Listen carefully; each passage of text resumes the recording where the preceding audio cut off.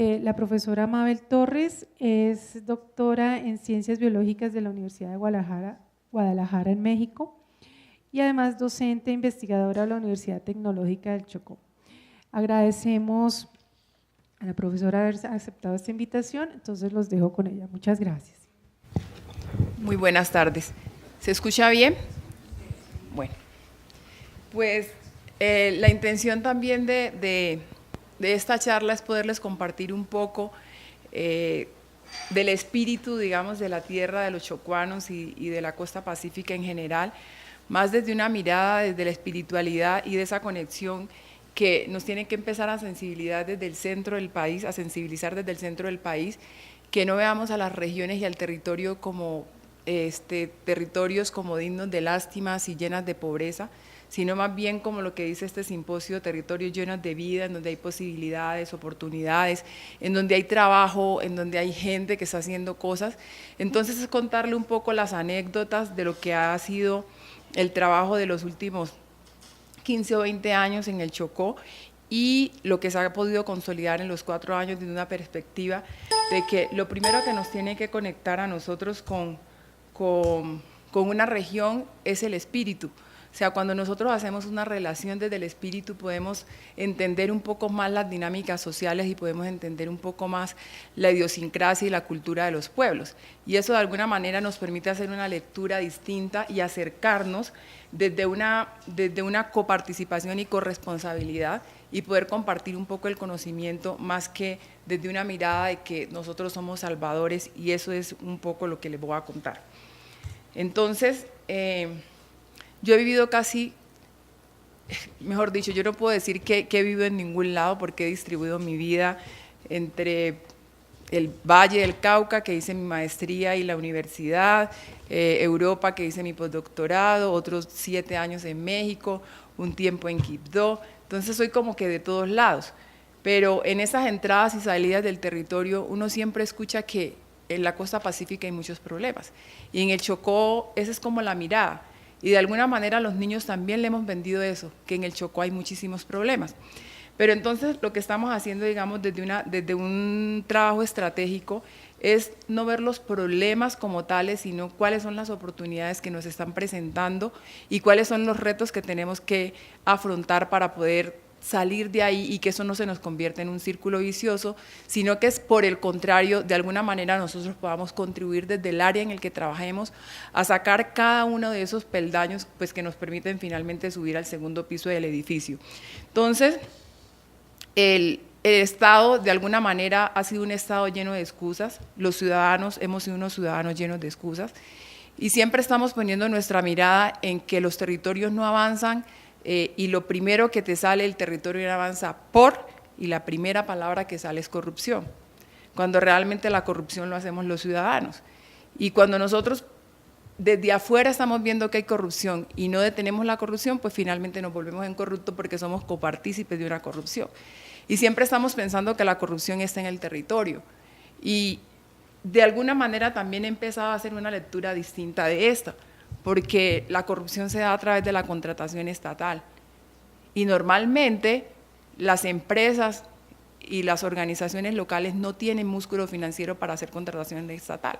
Entonces ahí me pregunto yo si realmente la corrupción se está dando en el territorio. Sí, hay corrupción en el territorio, eso no lo podemos negar. Pero entonces hay una serie de estrategias y una serie de acciones que nosotros podemos ejercer para que la corrupción no siga apareciendo ni siquiera en el pensamiento y en el modo de vida de nuestros muchachos, que yo digo que son el presente, no el futuro, porque estamos viviendo aquí y no tenemos por qué echar esa responsabilidad, pero sí tenemos que quitar del imaginario estos conceptos que hacen que los niños no quieran vivir en su tierra. Y cuando yo digo que los niños no quieren vivir en su tierra, ellos siempre están viendo el futuro que no tienen por fuera de la costa pacífica, están viendo el futuro por fuera del territorio. Es tanto que nuestros estudiantes se vienen a la ciudad y casi nunca regresan, ¿sí? Se vuelven estudiantes citadinos. Y yo no estoy diciendo que eso sea malo, y no es una crítica. Lo que estoy diciendo es que no estamos dando oportunidades en el territorio para que la gente quiera regresar. Porque inexplicablemente mucha gente piensa que yo perdí mi vida en Quibdó porque después de estar 8 o 9 años fuera del país regresé al Chocó. Y yo pienso lo contrario, ¿sí? Yo pienso lo contrario porque pienso que es una oportunidad para poder transferir lo que uno ha aprendido en estos 25 años de estudio y poder generar oportunidades para otras personas. Entonces uno se encuentra con un mare magnum de cosas negativas, que no hay recurso humano, que no hay carretera, que no hay infraestructura, que no hay logística, que no hay saneamiento, que no hay acueducto, que no hay energía, no hay. O sea, es un estado de la negación. ¿Y por qué invertir recursos en el Chocó cuando hay no? O sea, es un vocabulario que se nos ha convertido inclusive de una manera inconsciente en la negación del mismo ser humano, o sea, en la misma negación de ser persona. Entonces a veces no nos sentimos personas sino cosas. Y eso ha hecho de alguna manera que la estructura social y la base social de los territorios regionales, llamemos la Amazonía, Guainía, Tumaco, Nariño, todos los territorios que son región, pues se les convierta también eso en un arma de doble filo, con una carga que se les convierte muy pesada cuando todo el mundo está diciendo que no se puede. Entonces, estos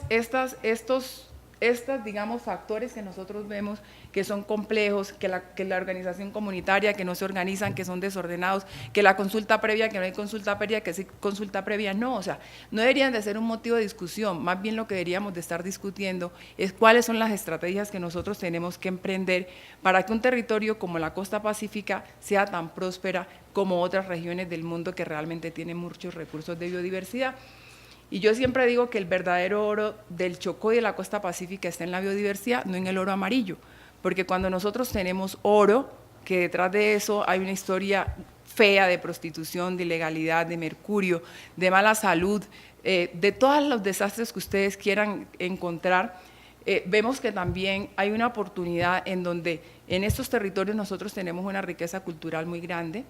Tenemos una posición geográfica estratégica, o sea, tenemos dos mares, el Chocó tiene dos mares, uno en la costa atlántica y otro en la costa pacífica, si lo vemos aquí en la esquina, y somos de hecho el departamento de entrada de la biodiversidad cultural y biológica del país, porque el Istmo de Panamá se conformó mucho tiempo después de que ya los continentes estaban formados y cuando la Pangea de estas placas tectónicas se movieron y finalmente el Chocó quedó sirviendo como un corredor de especies que convirtieron al Chocó en un área de endemismo alto que mucha gente en Colombia no conoce. Es más, los profesores de los colegios y de las escuelas no saben que nosotros somos un territorio rico, pero pues porque eso tampoco está incluido en los currículos. Los niños no saben que tienen un hotspot. Y un colombiano no sabe que hay un hotspot en Tutunendo y que Tutunendo es uno de los sitios que más llueve en el mundo. Entonces, cuando nosotros no valoramos nuestra biodiversidad, cuando no conocemos lo que tenemos, pues obviamente no podemos saber qué hacer con ella. Y no la podemos defender, y entonces defendemos la minería y defendemos todas las situaciones extractivas y todas las dinámicas productivas extractivas, porque eso es lo que conocemos. O sea, el mundo no nos ha permitido conocer otras cosas.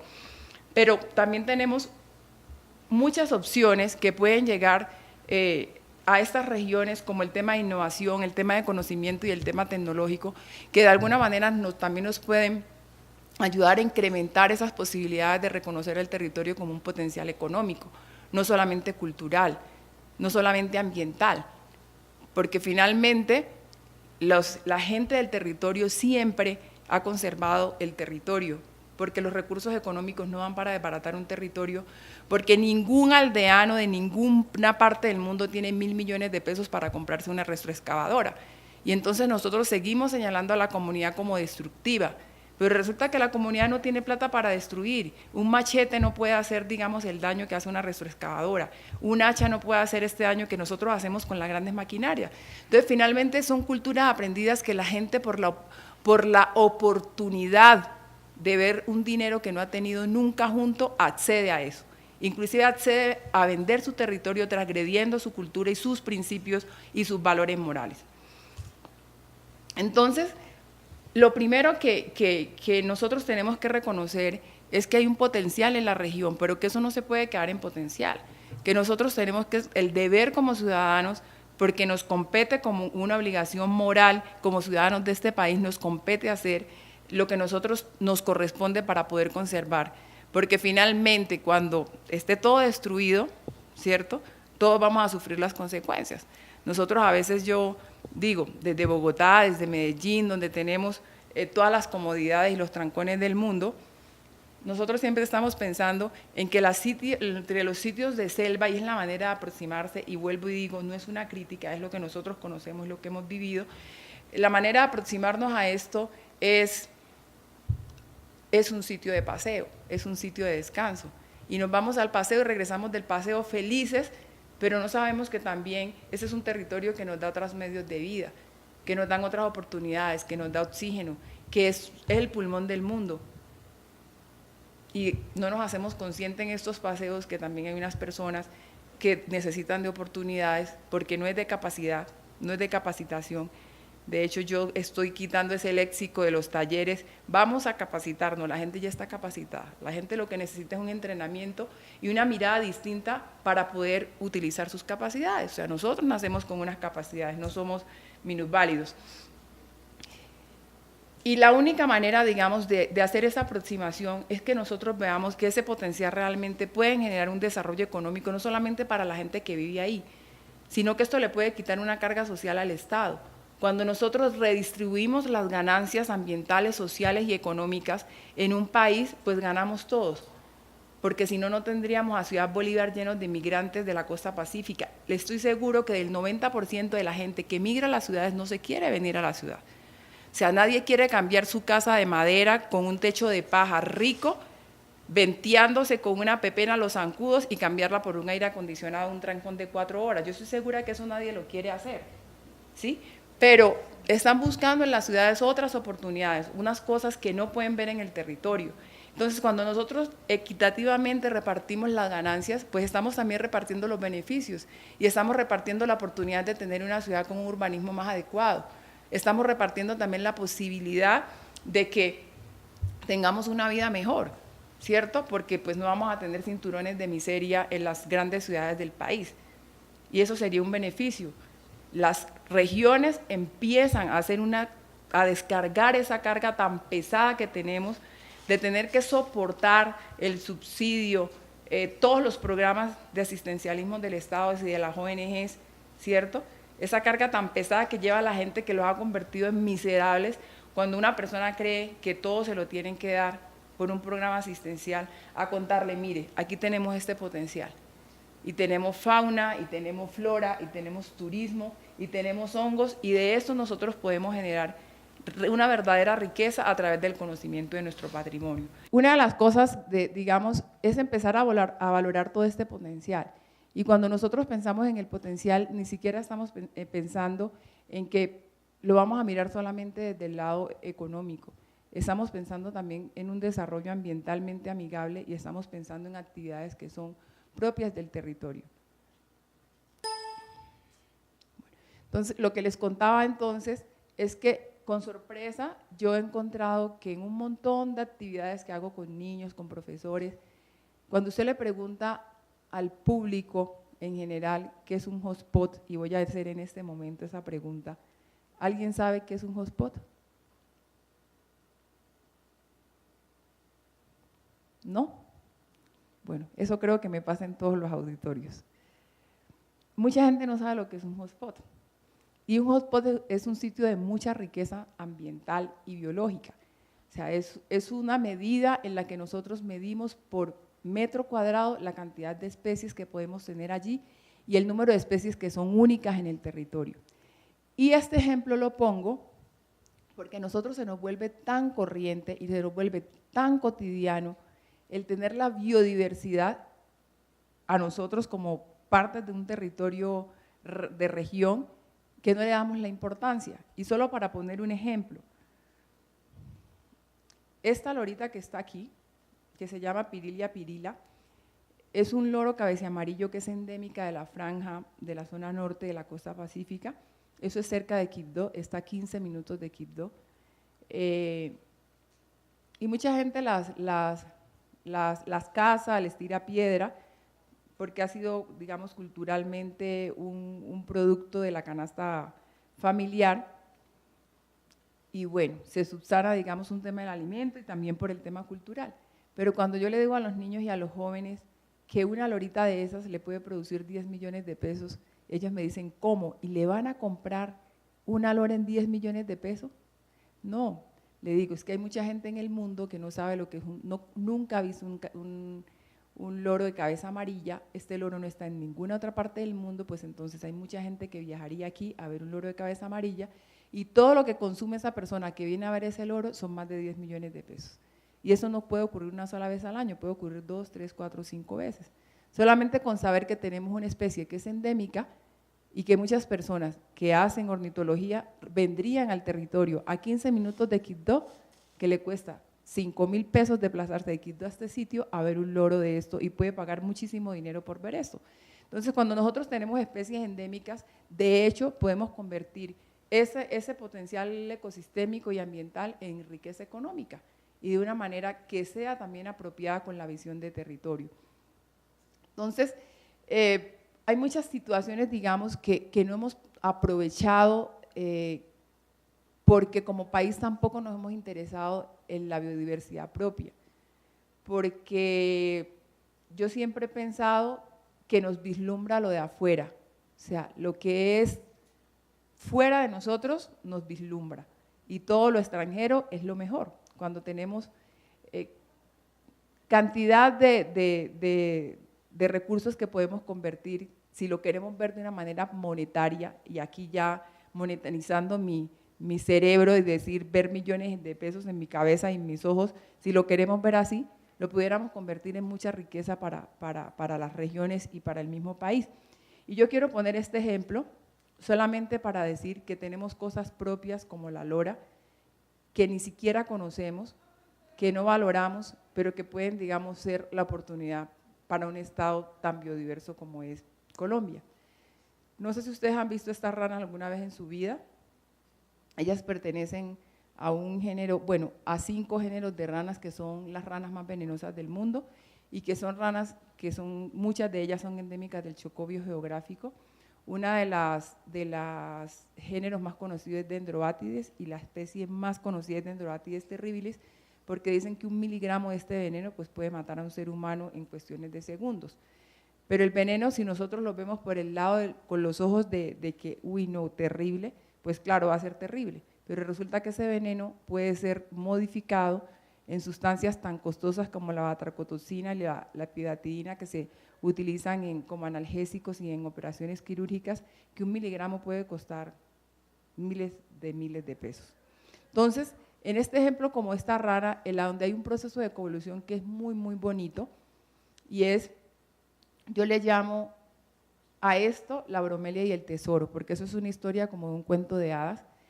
No sé si conocen las bromelias, que son plantas epífitas que crecen en los fustes de los árboles, que no parasitan, que no les hacen daño a los árboles, que tienen una asociación mutualiza porque se están prestando un beneficio, pero que además de tener un beneficio con estos árboles, tienen otro beneficio con estas ranitas. Y es que estas ranitas normalmente viven en las pocetas que dejan estas bromelias. Ahí se pone el agua y ellas ponen su huevo. Entonces yo le llamo la bromelia y el tesoro porque hay una afinidad tan grande entre la ranita y la bromelia que es el único sitio en donde ellas paren sus huevos. Entonces cuando nosotros terminamos con ese ecosistema, terminamos con esta relación amorosa, con esta relación, digamos, que es una historia de amor muy bonita porque le permite a la bromelia, a las ranas, poder seguir replicando su generación, pero también las ranas le permiten a las bromelias tener algunas sustancias que están en el ambiente que ellas no podrían absorber. Pero en este mismo ecosistema y en este mismo territorio hay unas hormiguitas que son del género Myrmicidae, que yo les digo la lámpara de Aladino, porque ellas son las que estallan la magia y el encanto de producir la sustancia. Es como que yo pido un deseo y me dan una sustancia de millones de dólares. Y eso lo hacen estas hormigas. Esas hormigas, al ser consumidas por estas ranas, activan algunas sustancias que hacen que se produzcan estas 2 sustancias que están aquí. Y estas 2 sustancias pues, son las que tienen un valor económico muy, muy grande. Pero ¿qué pasa cuando yo saco estas ranas de su ecosistema? Hace unos años, algunos alemanes estaban estudiando el poder analgésico y dilatador de la batracotoxina y se llevaron unas ranas para Alemania y las empezaron a cultivar en el laboratorio. Y ellos se dieron cuenta en su investigación que las ranas no estaban produciendo las 2 sustancias en laboratorio, pero pues ¿qué le faltaba a la rana? Le faltaba el espíritu de la tierra por un lado, pero por el otro lado le faltaba el amor con la bromelia. Y por el otro lado, pues se tenían que llevar también a la hormiguita. Y llevarse todo ese ecosistema a Alemania, pues es una cosa bastante compleja. Entonces es mejor que lo hagamos nosotros. O sea, la naturaleza nos está diciendo que lo tenemos que hacer aquí, que lo tenemos que hacer nosotros.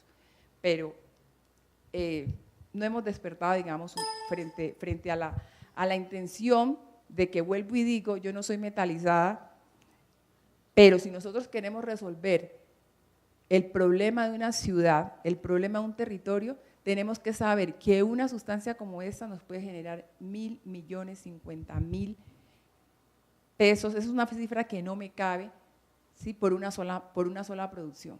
Y con eso podemos hacer acueductos, plantas de tratamiento, alcantarillado y todo lo que queramos hacer, ¿cierto? Es solamente el interés, tampoco digo que eso es fácil, o sea, eso ya lleva años de investigación, pero pues lo podemos hacer. Entonces, hay algunos campos muy importantes para desarrollar, digamos, el potencial que tiene la biodiversidad en términos económicos, pero que sea social y económicamente y ambientalmente sostenible.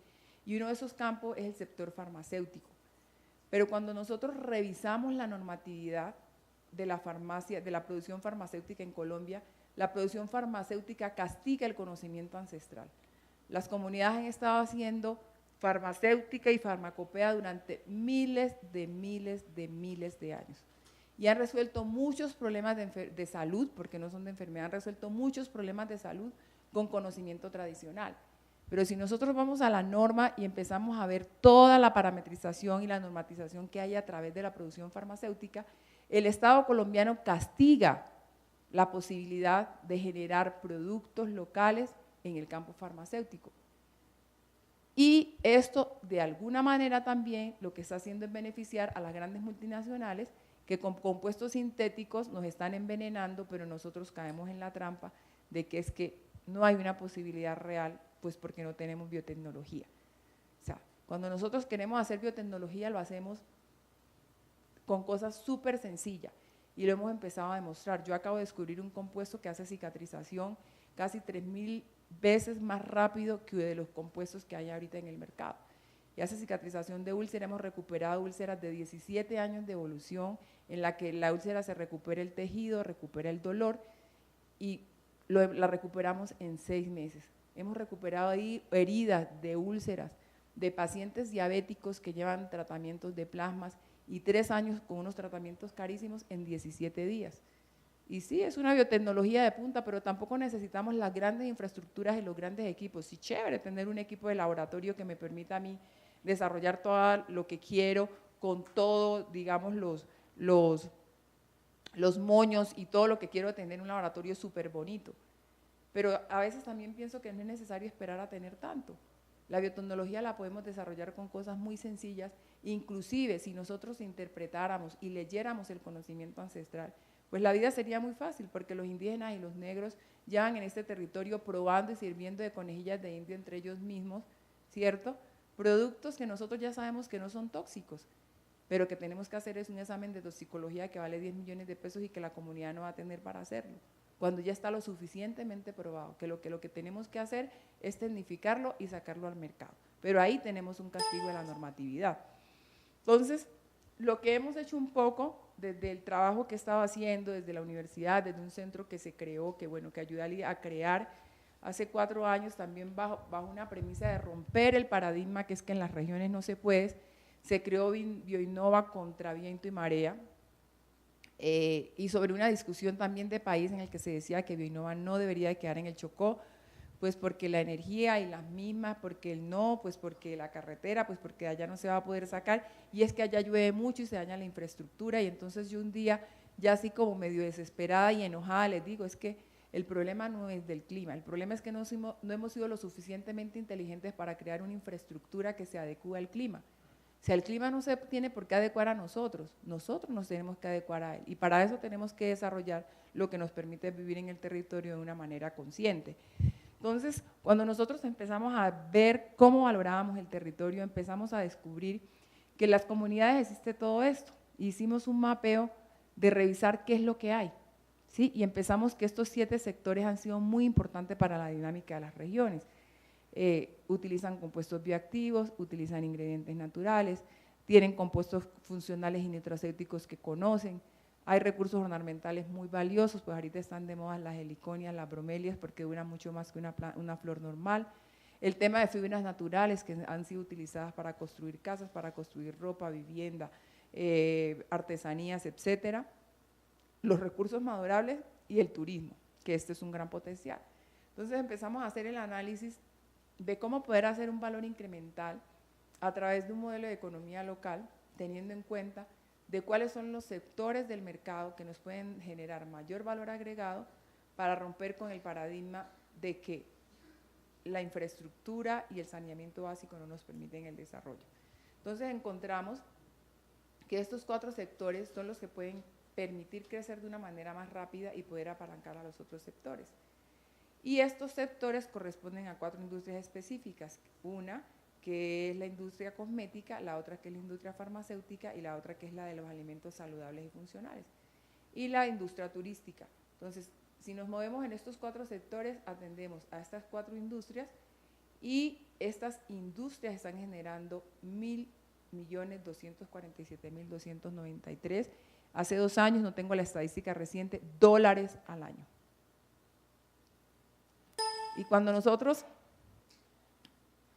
hacemos un análisis, encontramos que para que las regiones sean realmente desarrollarse desde su nivel local, desde su diversidad, tenemos que pensar que tiene que ser atractivo para el mundo, que tiene que ser atractivo para los mercados externos y que tiene que ser escalable de tal manera que nos genere rentabilidad. Y empezamos a mirar cuáles eran, digamos, como los factores que nos influencian más el desarrollo local. Y cuando nosotros cruzamos en una matriz de atractivos, encontramos que las 3 cosas que nos influencian más o nos dificultan más la entrada de un producto es la complejidad tecnológica, la dificultad del posicionamiento y el nivel de inversión. Las 3 son complejas. Primero, pues porque hay empresas como las farmacéuticas que necesitan inversión de miles de millones de dólares por todos los análisis que hay que hacer, que hay una complejidad tecnológica que está basada básicamente en la infraestructura de equipos y de locatividad, y una dificultad en el posicionamiento porque las grandes empresas hacen marketing de una manera bastante agresiva, además porque tienen muchos recursos para ello.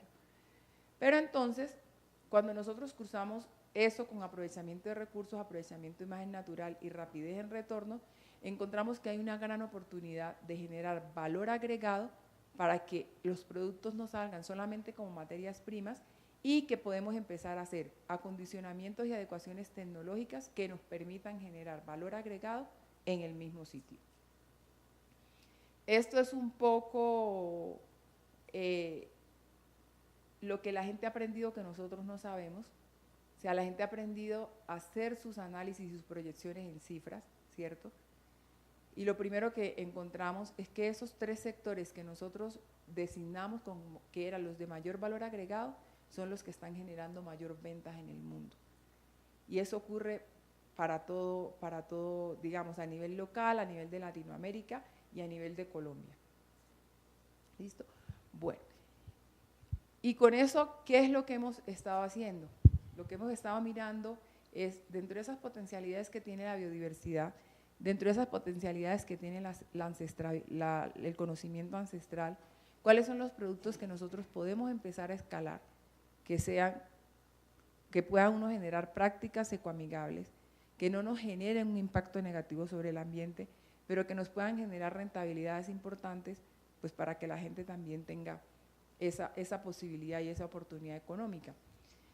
Y encontramos que el área de estos productos, que son fortificados funcionales, naturalmente saludables, cuidado de la piel, desodorantes, aseo masculinos y vitaminas, son los productos que más se pueden escalar porque las tecnologías son más sencillas, porque los mercados son más asequibles y porque las barreras de mercado son menos complicadas. Y decidimos entonces trabajar desde una filosofía de que hay que quitar peso y dar valor agregado. Y aquí utilizo el principio que siempre usé de una manera muy inocente, pero que hace 2 meses fui a China y estuve un mes conociendo cómo era el modelo de China, dije, no estaba equivocada, estaba en lo cierto. Y mi pregunta cuando yo era un poco ingenua era, si los chinos traen productos a Colombia que valen 5.000 pesos, ¿por qué las regiones van a tener la excusa de que no pueden sacar un producto ni a Bogotá y que ya eso no lo hace competitivo, ¿cierto?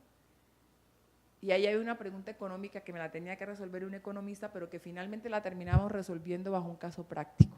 Y fue un análisis de finanzas, de ver en la cadena productiva y en el encadenamiento de valor qué es lo que realmente genera el recurso económico para sostener el movimiento ambiental. Y entonces decidimos, pues que sí, que hay que quitar peso y dar valor agregado. Porque cuando las carreteras son tan complicadas y sacar una tonelada de semilla de achiote, que fue nuestro modelo pionero y es en el que hemos probado y es en el que vamos realmente a dar a conocer que esto sí es posible, te cuesta 1.250.000 pesos. Y 1 kilo de semilla cuesta 8.000 pesos.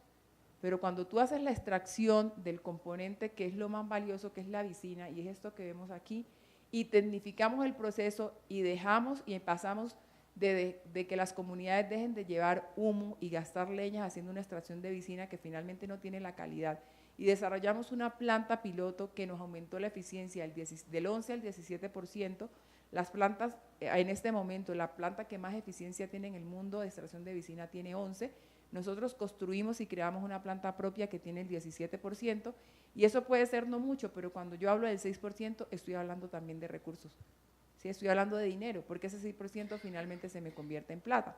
Entonces, cuando yo transporto una tonelada de vicina que vale 240.000 pesos, pues me cuesta exactamente lo mismo, 1.250.000. Y en una semilla, un productor se puede ganar el 10% de rentabilidad, mientras que en 1 kilo de vicina se puede ganar hasta el 50% y el 60% de rentabilidad, dependiendo del grado de intermediación. Entonces, encontré que de alguna manera aquí estaba la respuesta de cómo tenemos que empezar a valorar el territorio, y es que tenemos que generar las rentabilidades para que los daños en el ambiente pues sean menores, porque cuando la gente tiene de qué vivir y ya es consciente y tiene esa conexión con su territorio, pues entonces también la dinámica de relacionamiento empieza a cambiar. Y empezamos a hacer varios modelos y a mirar esto cómo podía funcionar, digamos, de una manera que la gente también se apasionara y se diera cuenta que esto puede ser viable para su vida, ¿cierto? Y empezamos a hacer con la Vija un modelo de valoración ambiental, social y económica, en donde hicimos toda la caracterización de la cadena productiva, revisamos cuáles eran los biocontroladores, qué es lo que está pasando en los cultivos que no son rentables, y finalmente terminamos con un sistema productivo que le llamo yo Parcela 222, cuya intención es generar 2 salarios mínimos para 2 personas de una familia en máximo 2 hectáreas. Eso es Parcela 222, ¿por qué? Porque tampoco le queremos cambiar a la gente, que la gente cambie tumbar bosque para sembrar vija. Entonces, por lo tanto, si nosotros estamos ofreciendo una posibilidad, tenemos que ofrecer una posibilidad que sea coherente y consciente con la filosofía, y es poder conservar los ecosistemas de alguna manera en su estado natural. Entonces, hacemos una parcela en la que hacemos combinación de diferentes productos y en donde seguimos aplicando el principio de la producción diversificada. La costa pacífica, por sus suelos y su nivel de pluviosidad que puede llegar casi hasta 12.300 milímetros cúbicos, no hay posibilidad de que tengamos monocultivos. La palma africana fue un fracaso, llegó la palma africana y llegaron todas las plagas al bajo atrato, ¿cierto? Porque es que los suelos y el clima de la costa pacífica no soporta un ambiente, una producción de monocultivo. Ya tenemos todos los ejemplos, pasó en Tumaco, tuvimos una enfermedad por hongos y insectos asociados, tenemos un ejemplo en Guapi también con monocultivo, o sea, no hay una sola historia feliz de monocultivo en la costa pacífica que haya funcionado. Entonces, dentro del modelo de valoración ambiental hemos hecho un poco eso, de ver cuáles son los diferentes productos que en una misma parcela me pueden generar esa rentabilidad y que de alguna manera también genere cierto afecto en la parcela. Entonces empezamos a trabajar un sistema de articulación integrada, que es mirar qué posee el territorio y qué es el valor que nosotros podemos dar para empezar a generar encadenamientos productivos que sean conscientes, digamos, del valor que tiene, pero que también generen productos de calidad que yo los pueda poner a competir. Porque yo siempre le digo a los productores, usted va a una feria y el producto, la gente lo compra y le dice, ay no, ay, vamos a comprar este producto, pobrecito el negrito, se vino de por allá y pobrecito el indiecito, vamos a comprarle. No, o sea, los productos de la costa pacífica, yo les digo, no se tienen por qué comprar con lástima. Tiene que ser un producto que aguante la competencia, tiene que ser un producto que sea tan buena como cualquier producto del mercado. Entonces hemos empezado a trabajar en ese relacionamiento y a empezar a generar prácticas de buena producción, y finalmente hemos logrado tener empresas que ya están certificadas, que tienen su registro en BIMA, que tienen una imagen bonita, que la gente le ha ayudado a crear y que además también son productos de los que hemos sacado conservantes, colorantes, compuestos activos sintéticos. Y entonces también empezamos a valorar el territorio de una manera distinta, porque en el 80%, inclusive en algunos productos, hasta el 90% se hace todo con lo que hay en el territorio.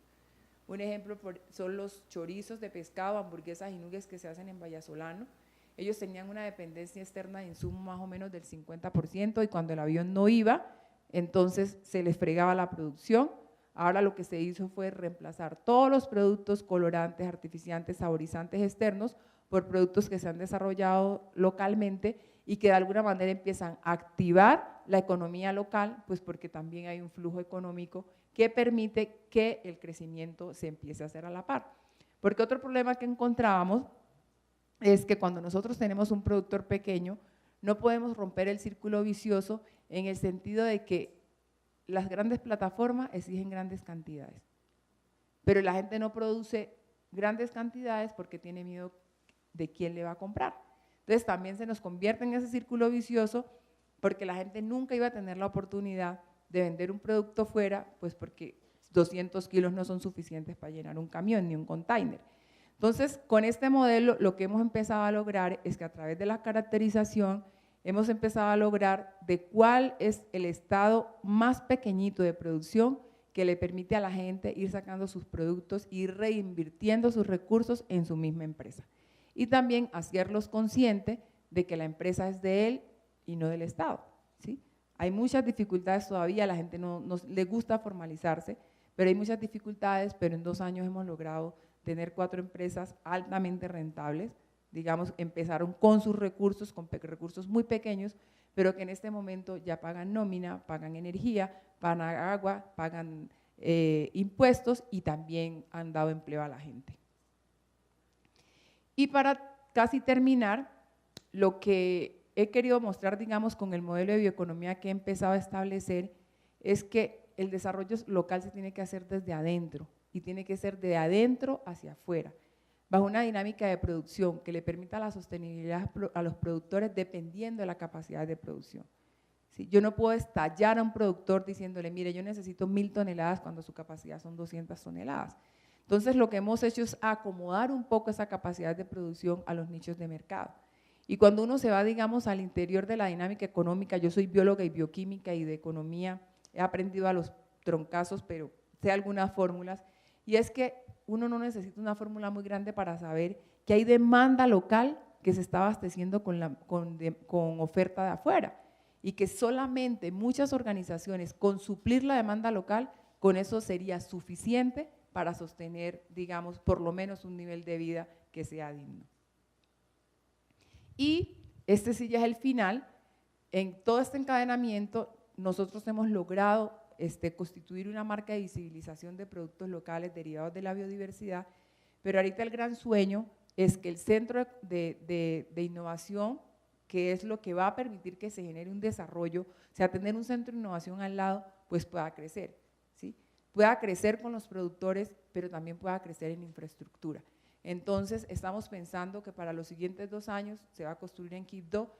Hace ya aproximadamente un mes el gobernador aprobó un recurso para esto, un centro de innovación en donde vamos a tener un centro interactivo, que cuando esté listo los invitamos, vamos a tener laboratorios y plantas piloto y vamos a tener un centro empresarial. ¿Qué es lo que queremos lograr con esto? Que la innovación no esté por fuera, que la innovación se pueda hacer dentro y que la gente sepa que la innovación no es un tema, como dijo un niño en los talleres, es que yo pensé que la ciencia era un tema de ricos, blancos e inteligentes. Esa es su percepción. Entonces es romper un poco con esta percepción y que la gente empiece a romper también sus propios mitos. Bueno, finalmente decirles que hay cosas que yo creo que podemos hacer como ciudadanos, ¿sí? Que hay cosas que nosotros debemos de aportar, porque finalmente cuando nosotros valoramos un territorio más por su contenido que por lo que representa, ¿cierto? Porque las políticas se llevan aquí por lo que lo representa. Esta es una política de los grandes terratenientes del país y no lo podemos desconocer. El país está liderado por la gente que tiene plata porque son los que ponen las políticas, porque son los que ponen las condiciones. Pero cuando nosotros nos hacemos conscientes, que eso también es como un adoctrinamiento, y me he vuelto pastora, yo ya soy de la voz de los pastores, estoy evangelizando, en el sentido que tenemos que empezar a reconocer esos valores que hay en el territorio y que la gente también empiece a darle importancia a su biodiversidad, a su cultura, a su ancestralidad, y que nosotros no tengamos pena de eso. O sea, yo siempre he sido muy irreverente con el tema, porque la gente, yo estaba en escenarios en donde el único punto negro que hay soy yo, y la gente siempre piensa que yo soy un ser especial, y yo le digo, yo no soy ningún ser especial, yo soy un ser como cualquiera otro, claro que me noto porque estoy más oscuritas, pero nada más. Entonces yo creo que no nos debemos de considerar seres especiales, ¿sí? Seres especiales en el sentido de que es que estamos por encima de los demás, sino que más bien debemos considerarnos parte de esta sociedad en donde finalmente el valor lo damos nosotros, y el valor se lo damos al territorio y a la gente. Y esa es una bonita imagen de un pueblo que me encanta mucho que se llama Coquí, en donde hay una señora que hace un pescado riquísimo y hay una ensalada que no tiene nada de afuera. Tiene coco asado, espinaca local, esencia de vainilla que ellos sacan ahí y unos pedazos de una cosa que nunca supe qué es, pero que sabe muy rico. Muchas gracias.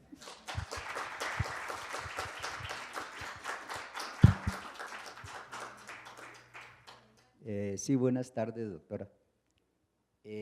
Aquí en Colombia, la mayoría de la sociedad y de alguna parte de la gente de escasos recursos económicos ve el turismo como un gran proyecto en la mente, pero que en realidad no se puede realizar por el asunto económico, ¿sí?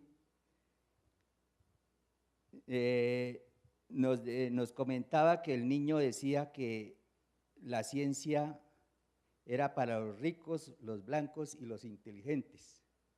Parece que esto se puede aplicar lo mismo que estamos hablando del turismo. Nosotros vemos las imágenes muy bonitas de las ranas, de la fauna, de la flora, etcétera, etcétera, etcétera, ¿sí? Lo vemos aquí sentados en una silla, aquí en las grandes ciudades de Colombia, en las grandes selvas de cemento, pero lo bonito y lo práctico y lo mejor para la sociedad y para los ciudadanos es verlo en vivo. Bueno, pues se ve así, ¿no? Entonces sería bueno también de que se incrementara un poquito más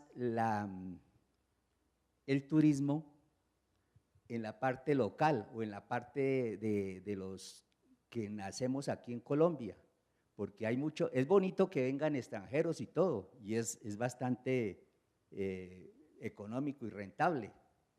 Pues nosotros los colombianos pues no manejamos tantos dólares ni euros, pero sería bueno que se pudiera aplicar eso en una forma más extensa, más masiva, para que aquel persona humilde que desee ir a ver toda esa fauna y todas esas riquezas que contiene la biodiversidad, podamos verla, pero verla en vivo, no por fotos, pues también es bonito, pero es mejor ser realista. Ese sería mi punto y mi opinión. Preferimos más un turismo de ciudad como Cartagena. A nosotros nos gusta ir a los sitios en donde tenemos hoteles súper cómodos, tenemos conexión, bulla, música, baile, parranda, ¿cierto?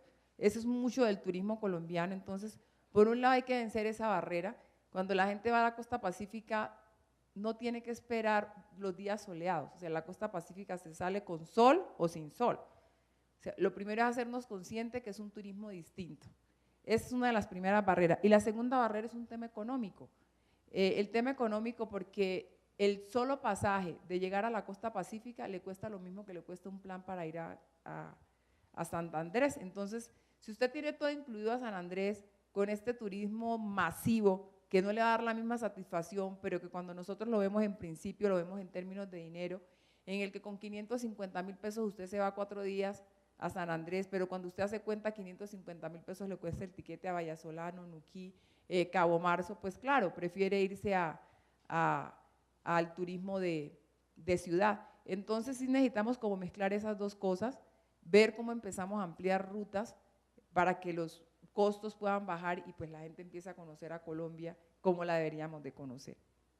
Pues muchas gracias por aguantarse hasta las 6 de la tarde.